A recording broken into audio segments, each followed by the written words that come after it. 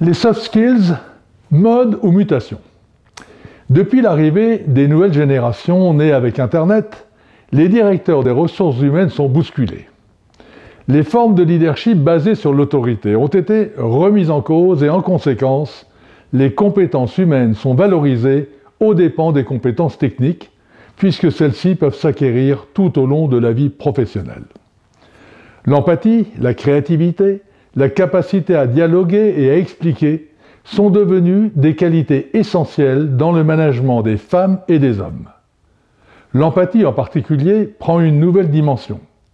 Plusieurs études ont montré son efficacité. Celle de Catalyst, une association dédiée à l'inclusion, réalisée auprès de 889 employés américains, a révélé que l'empathie des managers produisait des effets importants sur l'innovation, l'engagement, la fidélité au poste occupé, l'équilibre vie professionnelle-vie privée, la coopération et la santé mentale. Il semble aussi, dans cette étude, que l'empathie soit innée. Il suffirait donc de la cultiver. Les dirigeants n'ont pas besoin d'être des experts en santé mentale pour montrer qu'ils se soucient de la situation de leurs collaborateurs. Il leur suffit de prendre des nouvelles, de poser des questions et d'écouter ce que l'employé a à dire. Un bon leadership passe toujours par l'action.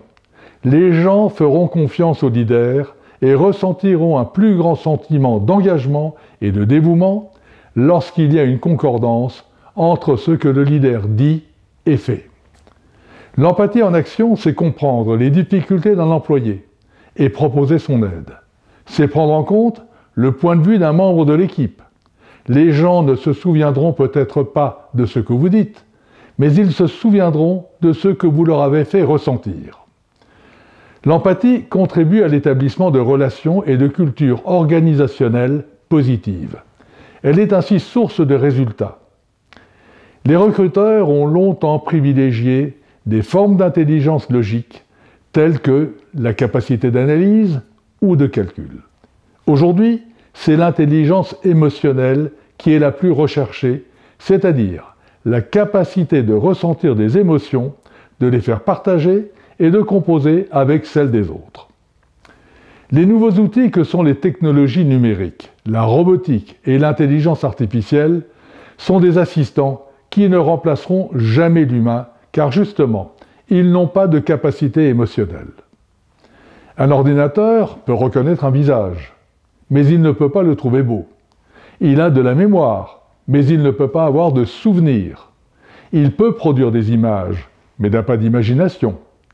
Il peut apprendre de ses erreurs, mais ne peut pas les regretter.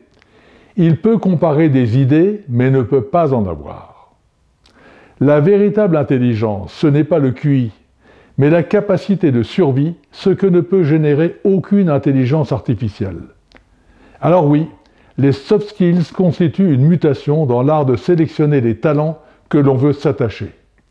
Déjà Cicéron, au 1er siècle avant Jésus-Christ, affirmait « Les chefs doivent tout rapporter à ce principe. Ceux qu'ils gouvernent doivent être aussi heureux que possible. » À bientôt.